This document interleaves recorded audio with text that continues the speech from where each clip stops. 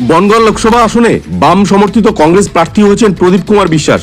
লোকসভার বিভিন্ন ধর্মীয় স্থানে পুজো দেওয়ার পাশাপাশি বৃহস্পতিবার ঠাকুরনগর ঠাকুরবাড়িতে হরিচাঁদ মন্দিরে পুজো দিলেন তিনি। পুজো শেষে তৃণমূল এবং বিজেপিকে একযোগে আক্রমণ করে বলেন, তৃণমূল এবং বিজেপিকে তিনি আলাদাভাবে দেখছেন না, দুটো দলই এক, ফলে তাদের লড়াই বিজেমূলের বিরুদ্ধে। সেই লড়াইয়ে বামেদের 100% সমর্থন পাবেন বলে জানান প্রদীপ কুমার বিশ্বাস। একই সঙ্গে তিনি ঠাকুরবাড়ির রাজনীতি নিয়ে বলতে গিয়ে টেনে আনেন পিয়ার ঠাকুরের রাজনৈতিক মতাদর্শ। তার মন্তব্য, পিয়ার ঠাকুর কংগ্রেস রাজনীতিতে বিশ্বাসী ছিলেন, ঠাকুরবাড়িতে এখন যে রাজনীতি চলছে সেই আদর্শে পিয়ার ঠাকুর বিশ্বাসী ছিলেন না। তিনি বেঁচে থাকলে কংগ্রেস করতেন, ফলে মতুয়ারা সেটা বুঝবেন এবং তাদের সমর্থন করবেন বলে জানান তিনি। ঠাকুরের কাছে বললাম, আমি একজন জাতীয় কংগ্রেসের মনোনীত প্রার্থী, এই বনগাঁ লোকসভা কেন্দ্রে বাম ফ্রন্ট সমর্থিত জাতীয় কংগ্রেস মনোনীত প্রার্থী। আমার নাম প্রদীপ কুমার বিশ্বাস। আর যেটা ঘটনা হচ্ছে, আমি নিজেও এই মতুয়া সমাজের মানুষ এবং একজন মতুয়া। হরিচাঁদ গুরুচাঁদ ঠাকুরকে আমরা দেবতা জ্ঞানে মান্যতা দিই। যদিও আমরা এই অভ্যন্তরীণ রাজনীতির মধ্যে আমরা কোনো মন্তব্য করতে চাই না, আমাদের কাছে তার দেবতার সমান হরিচাঁদ গুরুচাঁদ, আমাদের আরাধ্য দেবতা। বনগাঁ লোকসভা সাধারণত মতো অধ্যুষিত এলাকা, হ্যাঁ।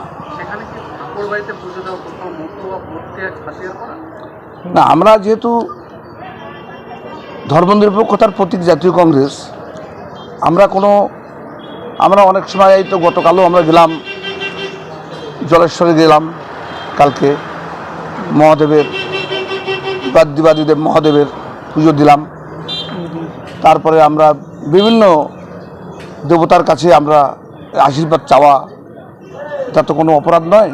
আমরা ধর্মনিরপেক্ষতার প্রতীক, ভারতবর্ষে প্রত্যেকটা মানুষের ধর্ম যেমন সমান মর্যাদা করি, কারণ নিজের ধর্মকে যে শ্রদ্ধা করে সে অন্য ধর্মকে আঘাত করতে পারে না।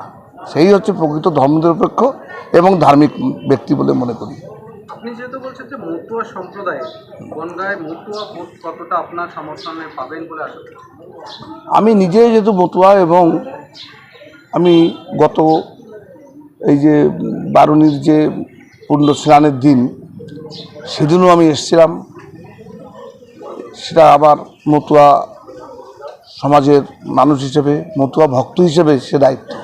আজকে এসেছি প্রার্থী হিসেবে হরিচাঁদ গুরুচাঁদের কাছে আমার আবেদন নিবেদন, এবং আমি যে একটা নির্বাচনী পদপ্রার্থী, আগামী দিন যাতে আমি লড়াইটা করতে পারি, আমাদের লড়াই যাতে জোরদার হয়, ভারতবর্ষের অসহিষ্ণুতার বিরুদ্ধে, পশ্চিমবঙ্গের অরাজকতার বিরুদ্ধে, এবং মতুয়া সমাজের মানুষের যাতে রাজনৈতিকভাবে দ্বিধাবিভক্ত না হয়ে একে অপরের বিরুদ্ধে হানাহানিতে লিপ্ত না হয়, প্রকৃত মতুয়া হয়ে, প্রকৃত ধার্মিক হয়ে যাতে আমরা চলতে পারি, সেই জন্যই তার ঠাকুরের আশীর্বাদ নিতে। 2019-এর লোকসভা নির্বাচন যদি আমরা দেখি, সেক্ষেত্রে মতুয়া ভোট সাধারণত বিজেপি থেকে ছিল।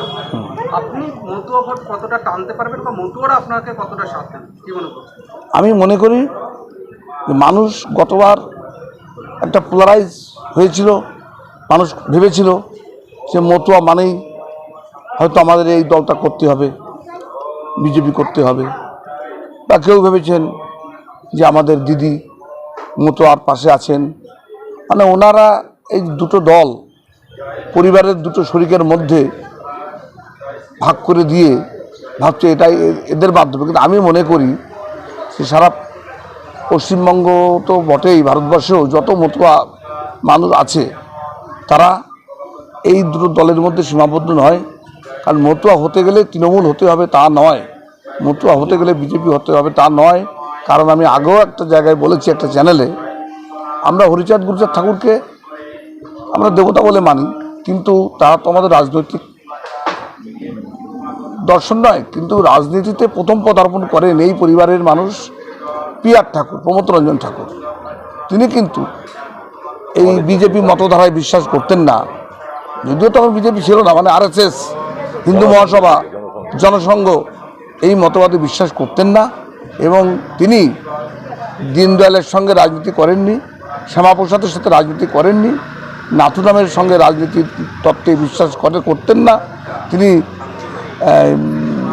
সাভারকারের সঙ্গে হাঁটেননি, তিনি জওহরলাল নেহরুর সঙ্গে রাজনীতি করেছেন, তিনি প্রফুল্ল সেনের সঙ্গে, বিধান রায়ের সঙ্গে রাজনীতি করেছেন, জাতীয় কংগ্রেসের নেত্রী, অন্যতম নেত্রী ইন্দিরা গান্ধীর সঙ্গে রাজনীতি করেছেন, তিনি রাজ্যের মন্ত্রী হয়েছেন, তিনি এমপি হয়েছেন। সুতরাং আমি মনে করি তিনি আজও জীবিত থাকলে এই যে তৃণমূল এবং বিজেপি দুটো দল, তিনি এই দলে পা বাড়াতেন না, তিনি জাতীয় তিনি জাতীয় কংগ্রেসে থাকতেন। এবং বর্তমানে আমি জোর দিয়ে বলতে পারি যে মতুয়া সমাজের জন্য ভারতবর্ষের জাতীয় কংগ্রেস, কেন্দ্র সরকার বলুন, রাজ্য সরকার বলুন, যা করেছে, আজকে ঠাকুরবাড়ির যে উন্নয়ন, ঠাকুরবাড়ির প্রতিষ্ঠা, সবই কংগ্রেসের হাত ধরে হয়েছে। এখন এটা এই যে দল, এরা একটা ব্যবসা, একটা রাজনৈতিক ব্যবসা আর কি, সেই রাজনৈতিকভাবে একটা ব্যবসায়ী পরিণত হয়েছে। দিয়েছে। একটু স্যার